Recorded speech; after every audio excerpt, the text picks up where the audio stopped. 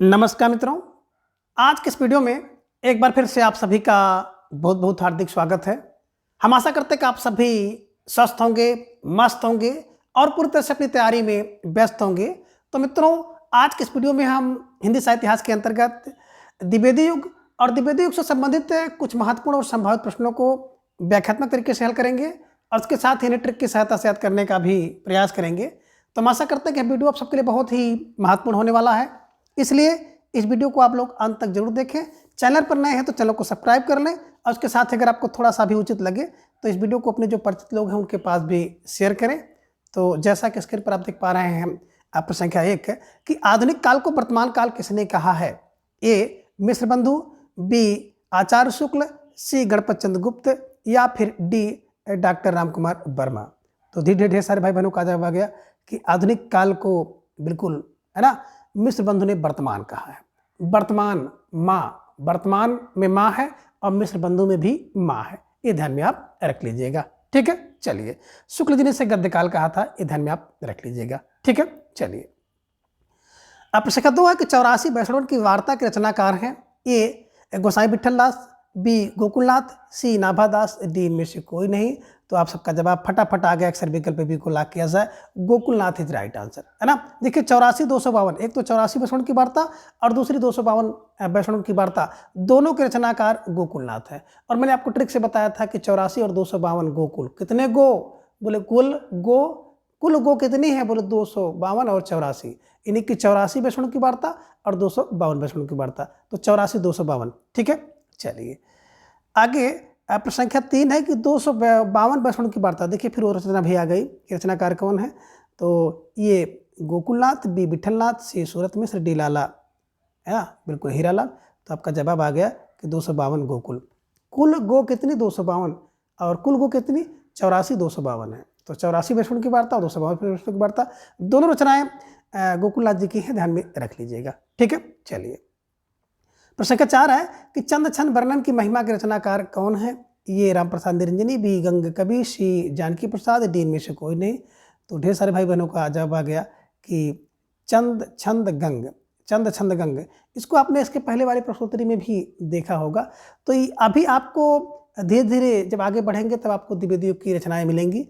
जिस पुस्तक की सहायता से इस प्रश्नोत्तरी को हम लोग कर रहे हैं, उस पुस्तक में ऐसे ही दिया है। और मार्केट में ढेर सारी पुस्तकें हैं, थोड़ी बहुत रचना में कुछ गलतियां आ गई हैं किसी भी स्तर से, तो कभी कभी ध्यान ना देने के कारण वो भी मेरे द्वारा भी हो जा रहा है। तो उसको आप लोग देख लीजिएगा कि किसी प्रकार की कोई गलती हो, कोई त्रुटि हो तो उसको अवगत जरूर करा दें।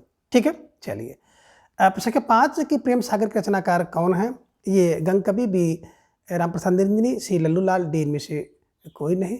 तो आप सबका जवाब भी आ गया, फिर विकल्प सी को लॉक किया जाए। प्रेम के सागर में तो लल्लू टाइप के लोग डूबे रहते हैं, है ना। अब प्रेम करने वाले ज़्यादातर लोग लल्लू ही होते हैं, ये ध्यान में रख लीजिएगा। और जो पढ़ने लिखने वाले हैं अपनी अच्छी खासी पढ़ाई लिखाई तैयारी करेंगे, तो ऐसे कुछ लोग बना लीजिएगा। ठीक है, चलिए। प्रश्न संख्या 6 कि नास्केतोपाख्यान के लेखक हैं? ये सदल मिश्र, बी इंसाल्लाह खां, सी गंग कवि, डी लल्लू लाल। तो ढेर सारे भाई बहनों का जवाब आया, ए को लॉक किया जाए। ए सदल मिश्र इज राइट आंसर, है ना। देखिए नास्केतोपाख्यान यानी कि नाश करने वाला आख्यान कौन कर सकता है? तो सदल कर सकते हैं, ध्यान में रखिएगा। ये बिल्कुल विकल्प ए इज राइट आंसर। अब प्रश्न संख्या 7 है कि रानी केती की कहानी के लेखक कौन है?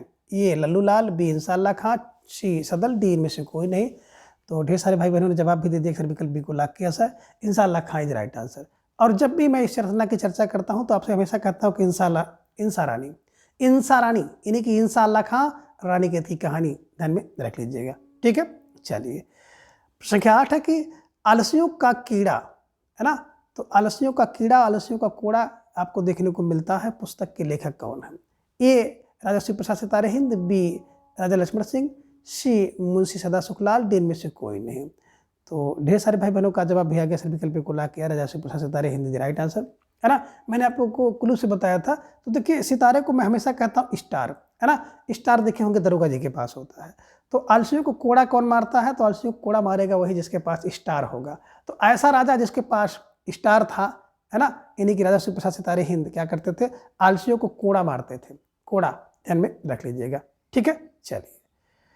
प्रश्न संख्या 9 है कि सुमिलित कीजिए। सूची 1 को सूची 2 के साथ आपको सुमिलित करना है। सूची में आप देख रहे हैं कि राजा भोज का सपना, सामने लल्लूलाल, बी में प्रेम सागर, इंसाल्लाह खां, वासव वशिष्ठ, राजा श्री प्रसाद सितारे हिंद, और डी में आप देख पा रहे हैं रानी केत की कहानी, राम प्रसाद निरंजनी। तो इसको अगर आप सही से मिलाएंगे तो राजा भोज का सपना कौन देखता है ना। तो देखिए राजा भोज का सपना वही देखेगा जिसके पास स्टार होगा, तो राजा श्री प्रसाद सितारे हिंद है ना। अब 1 का 3 देखिए आपको मिल गया है ना। सी में प्रेम कौन करता है, तो प्रेम लल्लू टाइप के लोग करते हैं, प्रेम के सागर में लल्लू टाइप के लोग जुड़े, ये बी का 1 हो गया। और भाषा योग वशिष्ठ, राम प्रसाद निरंजनी 4, सी का 4, रानी केत की कहानी इंसा रानी है ना। तो जिन भाई बहनों ने विकल्प सी का चुनाव किया था, अब बिल्कुल सही जवाब बेहद तैयारी आप सबके यहाँ पर दिख रही है, निश्चित रूप से आप सब बधाई के पात्र हैं। प्रश्न संख्या 10 है कि प्रजा हितैषी पत्र के संपादक थे, यानी कि प्रजा हितैषी समाचार पत्र के संपादक कौन है। ए राजा लक्ष्मण सिंह, बी श्री प्रसाद सितारे हिंद, सी राजा राम प्रसाद निरंजनी, डी इनमें से कोई नहीं। तो मैंने आपको बताया था ना कि जो अपने भाई का हितैषी है वही प्रजा का हितैषी भी है। तो भाई के हितैषी कौन थे, राजा लक्ष्मण सिंह थे है ना, जो राम जी के साथ वनवास में गए थे। तो ये ध्यान में रख लीजिएगा, जो वन को चला जाते हैं ऐसे राजा प्रजा के हितैषी होंगे। तो Raja Lakshman Singh is right answer. ठीक है, चलिए प्रश्न संख्या 11 है कि अभिज्ञान शाकुंतलम के अनुवादक इनमें से कौन है, यानी कि इनमें से कौन है जिन्होंने अभिज्ञान शाकुंतलम का अनुवाद किया है। ये श्री प्रसाद सितारे हिंद, बी राम प्रसाद निरंजनी, सी राजा लक्ष्मण सिंह, डी इनमें से कोई नहीं। तो ढेर सारे भाई बहनों का जवाब भी आ गया कि वही जो प्रजा के हितैषी है ना। तो प्रजा के हित के लिए आप कुल्लू बना लीजिएगा कि अभिज्ञान शाकुंतलम का उन्होंने हिंदी में अनुवाद किया था, राजा लक्ष्मण सिंह। ठीक है, चलिए प्रश्न संख्या 12 है कि ब्रह्म समाज के संस्थापक थे। ये राजा राम मोहन राय, बी केशव चंद्र सेन, सी स्वामी विवेकानंद, डी उपरोक्त में से कोई नहीं। तो ब्रह्म क्या होता है, राजा का मन मोह लेता है। तो ब्रह्म का समाज जो होता है वो राजा का मन मोह लेता है। और ब्रह्म 2 ठे होते हैं, 2 और 8 है ना, 1828 ध्यान में रखिएगा। तो जिन भाई बहनों ने विकल्प का चुनाव किया था बिल्कुल सही जवाब, सुंदर तैयारी आप सबके यहाँ पर दिख रही है। प्रश्न संख्या 13 कि आर्य समाज के संस्थापक इनमें से कौन हैं। अब आर्य समाज के संस्थापक इनमें से कौन हैं। ये Swami Dayanand Saraswati, B madam Blavatsky, C Vivekananda, D इनमें से कोई नहीं। तो ढेर सारे भाई बहनों का जवाब आया, सभी विकल्प को लॉक किया जाए, Swami Dayanand Saraswati is right answer है ना। और मैंने आपको बताया था कि आर्य जो होते थे वो दया करते थे। तो आर्य का समाज दया करता था, दयानंद सरस्वती, और सत्यार्थ रखता था। सत्यार्थ प्रकाशन के द्वारा लिखी गई पुस्तक है ना। अब विवेक से व्यक्ति मिशन चलाता है, मिशन तो रामकृष्ण मिशन की स्थापना विवेकानंद ने किया है ना। थियोसॉफिकल सोसाइटी की स्थापना मैडम ब्लावत्स्की ने किया है, ये भी आप ध्यान में रख लीजिएगा। ठीक है, चलिए ये लीजिए प्रश्न संख्या 14 आपके स्क्रीन पर आ गया, सुमिलित कीजिए। सामने आपका है ये प्रार्थना समाज स्वामी विवेकानंद, बी में थियोसॉफिकल सोसाइटी दयानंद सरस्वती सामने है, आर्य समाज सामने मैडम ब्लावत्स्की, और डी में रामकृष्ण मिशन सामने केशव चंद्र सेन। अब इसको आपको मिलाना होगा, थोड़ा सा सोच समझ कर मिलाइएगा है ना। तो आपका जवाब आया जो कि प्रार्थना किसकी हम लोग करते हैं, बोले सर केशव की। तो प्रार्थना होती है केशव की, केशव चंद्र सेन ध्यान रखिएगा, प्रार्थना समाज का है ना। थियोसॉफिकल सोसाइटी मैडम ब्लावत्स्की है ना। अब आर्य समाज में दया होती है, मिशन चलाने के लिए विवेक होना चाहिए। तो रामकृष्ण मिशन विवेक होना चाहिए, विवेकानंद जी को ध्यान में रखना होगा। तो इसके हिसाब से देखेंगे तो 1 का 4, अब 1 का 4 कहाँ मिला है, विकल्प बी में मिला है, केवल और केवल विकल्प बी में मिला है। तो जिन भाई बहनों ने विकल्प बी का चुनाव किया था, 4 3 2 1 इज राइट आंसर, बिल्कुल सही जवाब। ठीक है, चलिए अब प्रश्न संख्या 15 आ गया, सत्यार्थ प्रकाश की रचना किसने की, यानी कि सत्यार्थ प्रकाश पुस्तक की रचना किसने की है। ये स्वामी दयानंद सरस्वती, विवेकानंद, सी केशव चंद्र सेन, डी में से कोई नहीं। तो एकदम बिल्कुल आपका हलवा सा प्रश्न था, सुंदर सा जवाब आप सबने दिया, विकल्प ये Swami Dayanand Saraswati is right answer है ना। देखिए जिसके अंदर सत्य होगा उसके अंदर दया होगी। ठीक है, चलिए, और वो आर्य होता है, आर्य श्रेष्ठ होते हैं। ठीक है ना, चलिए संख्या 16 है कि सरस्वती पत्रिका के संपादक थे। ये आचार्य शुक्ल, बी महावीर प्रसाद द्विवेदी, सी केदारनाथ, डी डॉक्टर नागेंद्र। तो ढेर सारे भाई बहनों का जवाब भी आ गया, विकल्प बी को लॉक किया जाए। महावीर प्रसाद द्विवेदी जी जो है सरस्वती पत्रिका के संपादक का कार्य इन्होंने किया है। ठीक है ना, 1903 से 1920 तक का। ठीक है, चलिए अब प्रश्न का 17 है कि बंगला नाटक विद्या सुंदर का हिंदी में अनुवाद किसने किया है ना। ये देखिए इस तरह से कुछ प्रश्न हटकर हैं, हम लोग देख रहे हैं द्विवेदियों के प्रश्नोत्तरी, लेकिन उसमें ढेर सारे प्रश्न यहाँ वहाँ से आ गए हैं। तो कोई बात नहीं, रिवीजन आपका हो रहा है ना। और इस पुस्तक में ऐसे ही दिया है। ठीक है, तो बंगला नाटक विद्या सुंदर का हिंदी में अनुवाद किसने किया? ये भारतेंद्र हरिश्चंद्र, बी प्रताप नारायण मिश्र, सी बालकृष्ण भट्ट, डी ठाकुर जगमोहन सिंह ने। तो आप सबका जवाब भी आ गया विद्या सुंदर, है ना, Bharatendra Harishchandra is right answer. विकल्प को आप सही कर लीजिए। प्रश्न संख्या 18 कि भारत जीवन का संपादक कौन था? ए रामकृष्ण वर्मा, बी राजचरण गोस्वामी, सी प्रताप नारायण मिश्र, डी में से कोई नहीं। तो ढेर सारे भाई बहनों का जवाब आ गया कि Ramakrishna Verma is right answer, है ना। देखिए भारत में जो जीवन है ना वो राम और कृष्ण की सेवा में ही बीत जाता है। तो रामकृष्ण शर्मा ध्यान में रख लीजिएगा भारत का जीवन, ठीक है। अब प्रश्न संख्या 19 है कि द्विवेदी युग का नामकरण किसके नाम पर रखा गया? अब देखिए यहाँ से द्विवेदी युग के प्रश्न धीरे धीरे आपके देखने को मिल रहे हैं। ये कह रहे कि आचार्य हजारी प्रसाद द्विवेदी, बी महावीर प्रसाद द्विवेदी, सी आचार्य रामचंद्र शुक्ल, डी में से कोई नहीं। तो देखिए द्विवेदी युग का नाम उसके नाम पर रखा जाएगा जो थोड़ा सा महान होगा और वीर होगा। तो महावीर प्रसाद द्विवेदी के नाम पर द्विवेदी युग का नाम पड़ा था, ध्यान में रख लीजिएगा, ठीक है। और विकल्प बी को हमेशा के लिए कंठस्थ कर लीजिए, ठीक है। चलिए प्रश्न संख्या 20 है कि कालजयी सूची 1 को सूची 2 से मिलाना है ना। ये में देख रहे हैं कालजयी सर्वेश्वर दयाल सक्सेना, अंधा युग नरेश मेहता सामने है, नंगे पैर सामने भवानी प्रसाद मिश्र हैं और एक सूनी नाव धर्मवीर भारती के सामने, है ना। अब इसको मिलाएंगे। देखिए कालजयी जो होता है ना, तो भैया कालजयी व्यक्ति भवानी के पास अगर आप जाएंगे और उनका प्रसाद खा लेंगे तो कालजयी होंगे। भवानी के प्रसाद खाकर व्यक्ति कालजयी हो जाता है, कालजयी।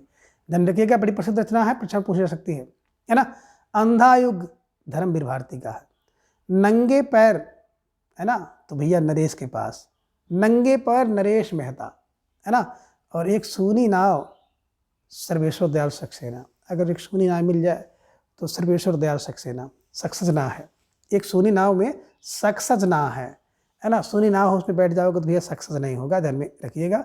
इसके हिसाब से देखेंगे तो 1 का 3, बी का 4, 2 का 1, डी का 1 इज राइट आंसर। विकल्प ये सही जवाब, ठीक।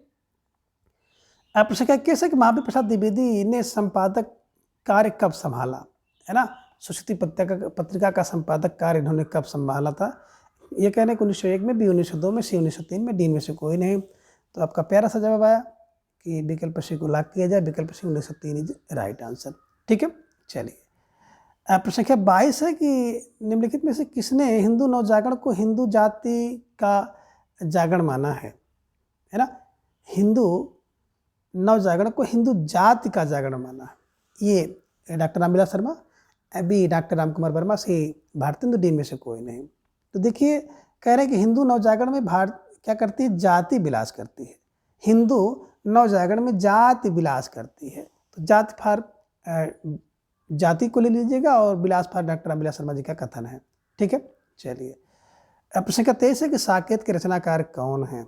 अब आपको जवाब देना है कि साकेत जो प्रसिद्ध रचना है इसके रचनाकार कौन है?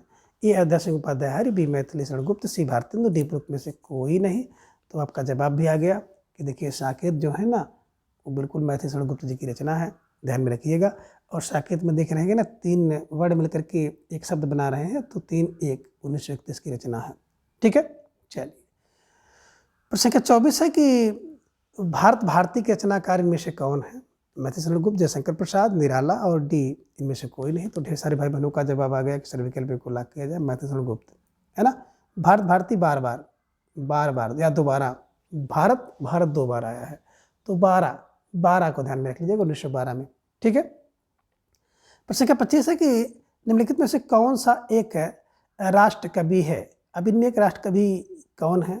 ये कह रहे हैं कि अयोध्या सिंह उपाध्याय हरिऔध है, बी गयाप्रसाद शुक्ल स्नेही है, सी मैथिली शरण गुप्त है, डी उपरोक्त में से कोई नहीं है।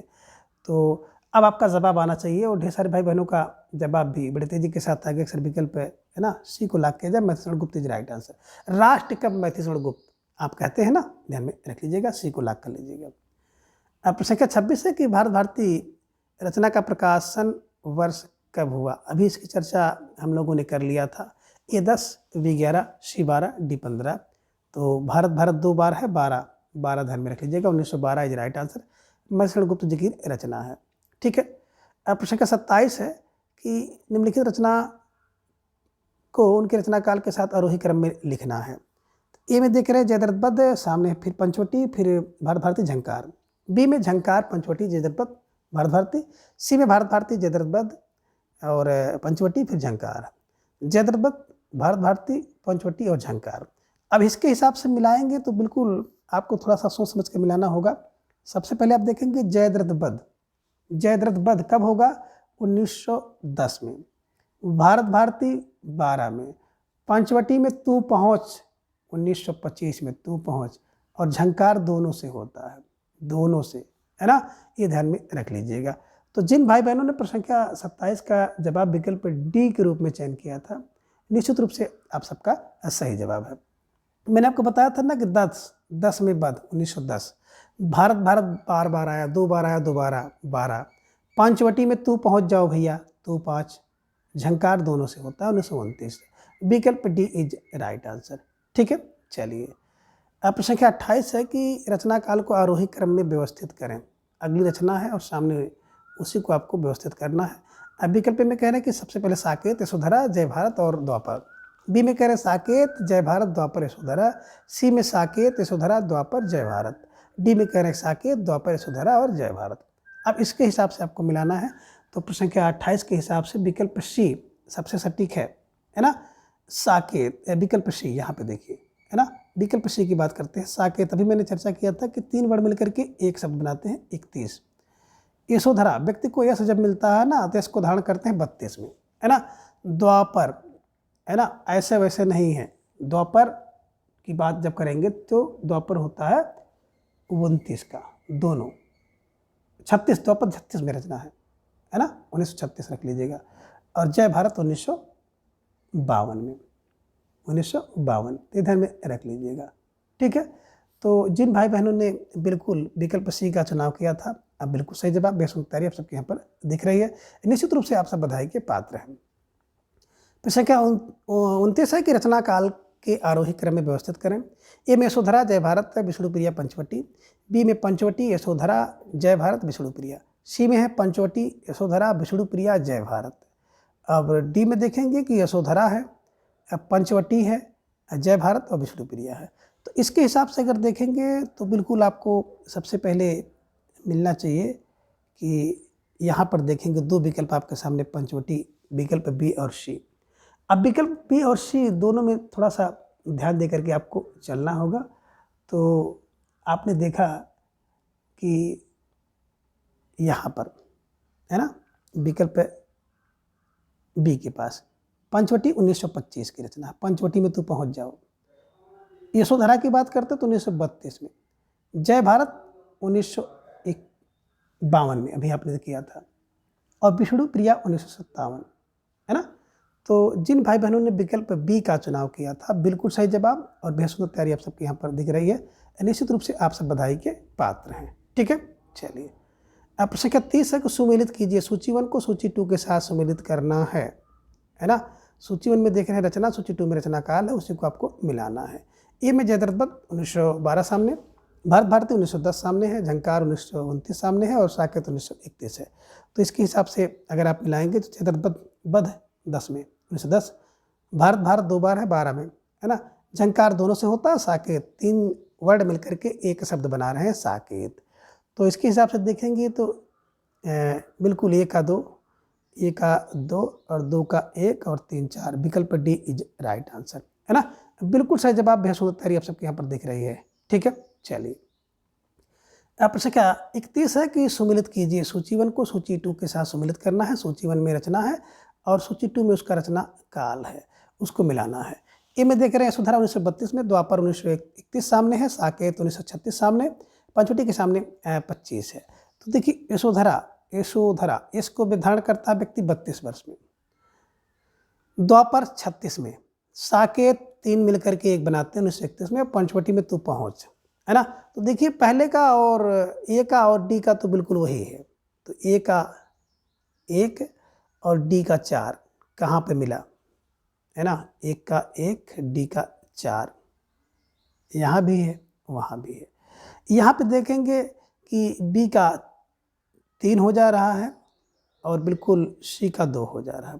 विकल्प सी इज राइट आंसर, है ना। जिन भाई बहनों ने विकल्प सी का चुनाव किया था, बिल्कुल सही जवाब, बेहद सुंदर तैयारी आप सबके यहाँ पर दिख रही है, निश्चित रूप से आप सब बधाई के पात्र हैं।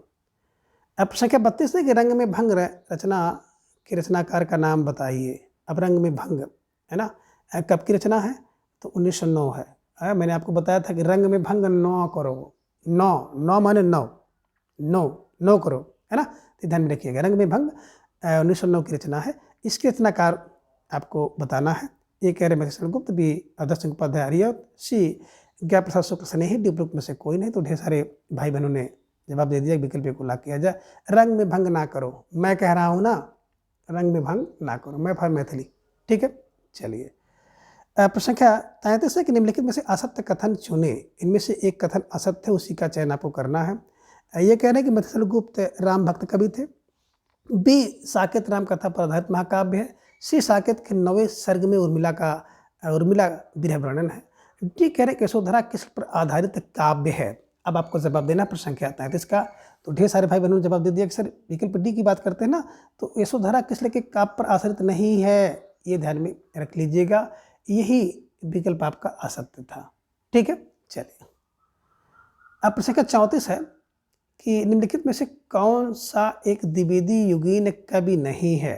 इनमें एक कवि जो कि द्विवेदी युग से संबंधित नहीं है। ए ज्ञा प्रसाद शुक्ल स्नेही, बी रामनेश त्रिपाठी, सी रामचंद्र उपाध्याय, डी श्याम सुंदर दास। तो ढेर सारे भाई बहनों का जवाब भी आ गया। अक्सर विकल्प डी को लाभ किया जाए, विकल्प डी श्याम सुंदर दास इज राइट आंसर। अब प्रश्न संख्या 35 है कि निम्नलिखित कवियों को उनके कालक्रम के अनुसार आरोही क्रम में व्यवस्थित करें।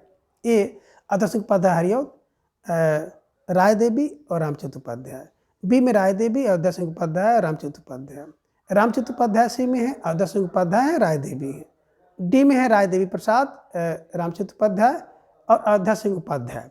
इसके हिसाब से अगर प्रश्न संख्या 35 को देखेंगे तो विकल्प ये सही जाएगा। आदर्श सिंह उपाध्याय की बात करें तो 1865 से 1947 में इनका जीवन काल है। राय देवी की बात करते हैं तो 1868 में इनका जन्म हुआ था, और रामचंद्र उपाध्याय जी की बात करते हैं तो 1872 में, ठीक है ना। तो प्रश्न संख्या 35 का विकल्प ए इज राइट आंसर, ठीक है। चलिए अब प्रश्न संख्या 36 है कि स्वच्छंदतावादी कवियों को उनके कालक्रम के अनुसार निर्धारित करें। ए श्रीधर पाठक, सत्यनारायण कविरत्न, गंगा जगन्नाथ दास रत्नाकर, बी में देख रहे हैं सत्यनारायण कविरत्न, श्रीधर पाठक, जगन्नाथ दास रत्नाकर, सी में है श्रीधर पाठक, जगन्नाथ दास रत्नाकर, सत्यनारायण कविरत्न, और डी में है जगन्नाथ दास रत्नाकर, श्रीधर पाठक और सत्यनारायण कविरत्न। तो इसके हिसाब से देखेंगे प्रश्न संख्या 36 को, तो विकल्प सी आपको सही मिलेगा। सबसे पहले श्रीधर पाठक हैं, 1859 में इनका जन्म हुआ था, 1928 में इनका देहांत हो गया था, है ना। तो ये आप ध्यान में रख लीजिएगा। इसके हिसाब से बिल्कुल आपका जो विकल्प है, विकल्प सी इज राइट आंसर, ठीक है। चलिए प्रश्न संख्या 37 है उद्धव शतक के रचनाकार में से कौन है। अब आपको जवाब देना है उद्धव शतक के रचनाकार कौन है। ये कह रहे हैं कि जगन्नाथ दास रत्नाकर है, बी मुकुटधर पांडे, सी श्रीधर पाठक, डी में से कोई नहीं। तो आपका जवाब फॉर नागे सर विकल्प ए को लाख किया जाए, विकल्प ये श्रीधर पाठक की जगन्नाथ दास रत्नाकर इज राइट आंसर, है ना। और कब किया गया था, तो ये ध्यान में रख लीजिएगा 1929 में, है ना, 1929 में, है ना। उद्धव शतक 1929 में, शतक दोनों लगा दिए, उद्धव और कृष्ण दोनों, ठीक है। चलिए अब प्रश्न संख्या 38 है कि कश्मीर सुषमा के रचनाकार इनमें से कौन है। ये कह रहे हैं मुकुटधर पांडे हैं, बी श्रीधर पाठक है, सी जगन्नाथ दास रत्नाकर, डी में से कोई नहीं। तो आपका जवाब आ गया कि कश्मीर की सुषमा जो है श्री धारण करती है, श्रीधर पाठक 1904 ईस्वी में लिखा गया है, ठीक है। चलिए अब प्रश्न संख्या 39 है कि मैकाले की प्रसिद्ध रचना होरेसस का अनुवाद किसने किया। ये सत्यनारायण कविरत्न ने, बी जगन्नाथ दास रत्नाकर ने, सी श्रीधर पाठक ने, या डी इनमें से कोई नहीं। तो आपका जवाब भी आ गया कि विकल्प बी को लाख किया जाए। जगन्नाथ दास रत्नाकर जी ने क्या किया था ना, मैकाले की जो रचना है होरेसस का अनुवाद किया था, ध्यान में रख लीजिएगा। अब प्रश्न संख्या 40 है कि आचार्य रामचंद्र शुक्ल के अनुसार छायावाद का प्रारंभ कब से कब माना जाता है। ये 1915, बी 1916, सी 1917, डी 1918। तो ढेर सारे भाई बहनों का जवाब भी आगे से विकल्प डी को लाख किया जाए, 1918 इज राइट आंसर, है ना। और मैंने आपको बताया भी था कि हर व्यक्ति जो है छाया रहता है, कब से छाया रहता है, 18 वर्ष से लेकर के 36 वर्ष तक की उम्र में व्यक्ति छाया रहता है। अब छाया है तो छायावाद होगा, ध्यान में रख लीजिएगा। आप किसी भी फील्ड में हो, चाहे आप तैयारी कर रहे हो, चाहे आप कोई बिजनेस कर रहे हो, चाहे आप कोई क्रिकेटर हो, जिस भी फील्ड में रहेंगे 18 से 36 वर्ष तक व्यक्ति छाया रहता है। तो छाया फार छायावाद ध्यान में रख लीजिएगा, 1918 से 1936। तो 18 वर्ष का 1918 से प्रारंभ होता है। ठीक है, चलिए विकल्प डी सही जवाब। अब प्रश्न संख्या 41 है कि कालक्रम के अनुसार आरोही क्रम में लगाएं। अब इन रचनाओं को कालक्रम के अनुसार, रचना काल के अनुसार इनको सही क्रम में लगाना है। ये कह रहे हैं कि झरना, जूही कली, पल्लव और कामायनी, फिर जूही की कली है, फिर झरना है, पल्लव और कामायनी है।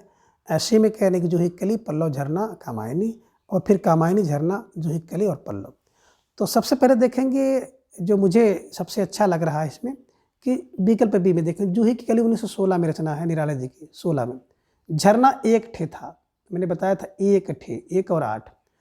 पल्लव है ना, अब पल्लव कोई ऐसी वैसी रचना नहीं है ना, आपको बताया गया था कि पल्लव की जो रचना है 1900 मेरे ख्याल से 32 के आसपास है, 1928 में है ना। पल्लव 2 ठे मैंने बताया था, 2 ठे 28 की रचना है। और कामायनी की मैंने बताया था, बिल्कुल कामायनी है ना, कामना करती है कि हे भगवान अब 3-5 ना हो, तो 3-5 फार 1935 है, ये ध्यान में रख लीजिएगा।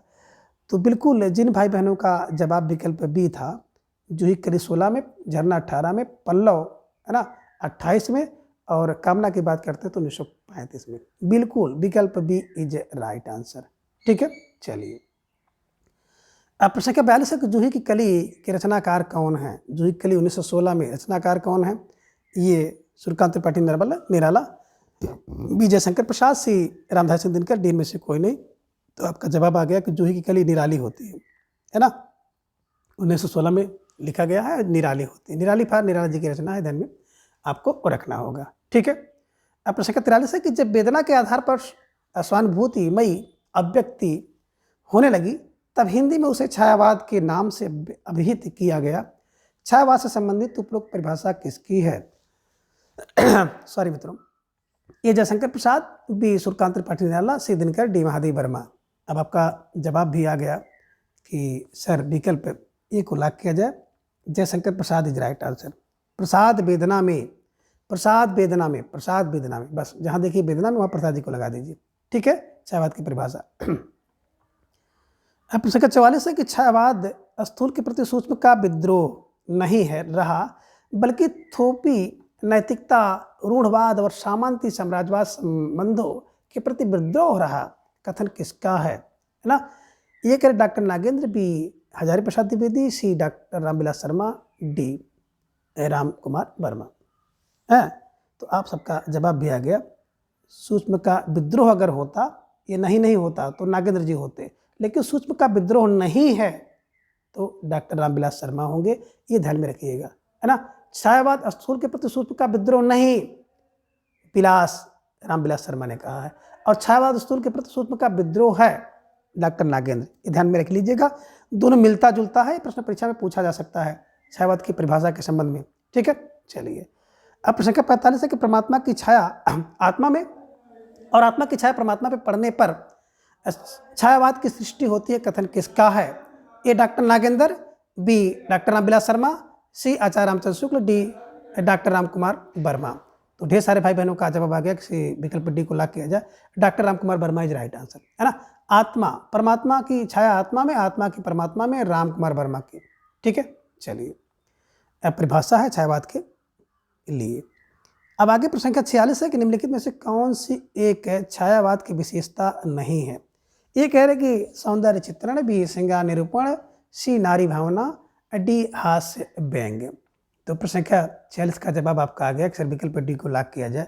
अब विकल्प डी हास्य व्यंग्य है ना, ये छायावाद की विशेषता नहीं है। ठीक है, चलिए प्रश्न संख्या 47 है कि जयशंकर प्रसाद की रचनाओं का आरोही क्रम है। अब जयशंकर प्रसाद की रचनाओं का आरोही क्रम, ये में कह रहे हैं कि लहर, झरना, कामायनी, आंसू, बी में आंसू, लहर, झरना, कामायनी, सी में झरना, आंसू, लहर, कामायनी, और डी में लहर, झरना, आंसू और कामायनी है। तो इसको देखेंगे तो सबसे सटीक जो उत्तर आपको दिखाई देगा इस विकल्प के अनुसार है झरना। झरना एक ठे था 1918 में, एक ठे। आंसू तू पूछो भैया 25 में, लहर तिरछी तिरछी चलती है 33 में, और कामायनी कामना करती है भगवान 3-5 ना हो, 3-5 1935 में है ना। तो विकल्प सी इज राइट आंसर। सबसे पहले झरना एक ठे है, 1 और 8 18 में 1918। आंसू तू पोछो तू 5 1925 में लहर तिरछी तिरछी चलती है, 3 चित्त है, और कामना करती है कामायनी की, भगवान 3 5 ना हो। तो ये ध्यान में रखिएगा, विकल्प सी इज राइट आंसर। ठीक है, चलिए अब प्रश्न संख्या 48 है, कालक्रम अनुसार आरोही क्रम में सजाएं। ए कानन कुसुम करुणालय उर्वशी प्रेम पथिक, बी में उर्वशी कानन कुसुम प्रेम पथिक करुणालय, सी में है कानन कुसुम उर्वशी प्रेम पथिक करुणालय, और डी में देख रहे हैं कि प्रेम पथिक उर्वशी कानन कुसुम और करुणालय। तो प्रश्न संख्या 48 को आपको मिलाना है। बिल्कुल आप बी के पास चलेंगे, उर्वशी है ना, 9, उर्वशी 9, 1909 में। कानन कुसुम की बात करते हैं, कुसुम 13 है, बोलती है 9, 1913 में। प्रेम पथिक एक चोर था, 1914 में। और करुणालय की बात करते हैं तो 1912 में इनका एक नाटक है जयशंकर प्रसाद जी का, है ना। तो चूंकि करुणालय की बात अगर हम लोग करते हैं तो करुणालय हर जगह हर रचना में है। अगर कानन कुसुम में देखेंगे तो भी यहाँ भी है ना। तो इसके हिसाब से देखेंगे तो विकल्प बी है ना। लेकिन करुणालय की बात करते हैं तो करुणालय 1912 की रचना है। इस करुणालय को उर्वशी के बाद आना चाहिए था, ये ध्यान में रखिएगा। लेकिन ये विकल्प चूंकि कहीं पे नहीं है, इसलिए ये प्रश्न आप रांग मान लीजिए, है ना। उर्वशी 1909 में, 12 में करुणालय होगा, 13 में कानन कुसुम होगा और 14 में प्रेम पथिक होगा। तो ये ध्यान में रख लीजिएगा। इस तरह से ढेर सारी जो पुस्तक है वो मार्केट में उसमें कुछ ना कुछ कमियां आ गई हैं, किसी भी स्तर के माध्यम से थोड़ा सा उसको आप लोग देख लीजिएगा। ठीक है, चलिए प्रश्न संख्या 49 है, निराला की रचनाओं को रचना काल के आरोही क्रम में व्यवस्थित करें। ये तुलसीदास, अनामिका, गीतिका और परिमल। बी में अनामिका, तुलसीदास, गीतिका और परिमल है। सी में परिमल, गीतिका, तुलसीदास और अनामिका है। डी में अनामिका, परिमल, गीतिका, तुलसीदास। तो इसको आपको मिलाना है। और आप अगर देखेंगे तो सबसे पहले आपको मिलेगा विकल्प डी में अनामिका। उन दो तीन लोग होते हैं तो 2-3 लोग अनाम हो जाते हैं, उनको कोई जानता ही नहीं, है ना, 1923 में। परिमल तो 30 का है, 1930 में परिमल। गीतिका की बात करते हैं, गीतिका 36 ही है ना। और तुलसीदास 38 की हैं। तो ये ध्यान में रख लीजिएगा। अब बिल्कुल जिन भाई बहनों ने विकल्प डी का चुनाव किया था, अब बिल्कुल सही जवाब, बेहद तैयारी आप सबके यहाँ पर दिख रही है। अनामिका 2-3 1923 में, परिमल 30 का, गीतिका 36 ही है, 36 का, तुलसी 38 की है। ठीक है, तुलसीदास 38 में। तो ये ध्यान में रखिएगा। अब प्रश्न संख्या 50 है कि निम्नलिखित रचनाओं को आरोही क्रम में व्यवस्थित करें। ए कुकुरमुत्ता, राम की शक्ति पूजा और सरोज स्मृति। बी में राम की शक्ति पूजा, कुकुरमुत्ता, सरोज स्मृति।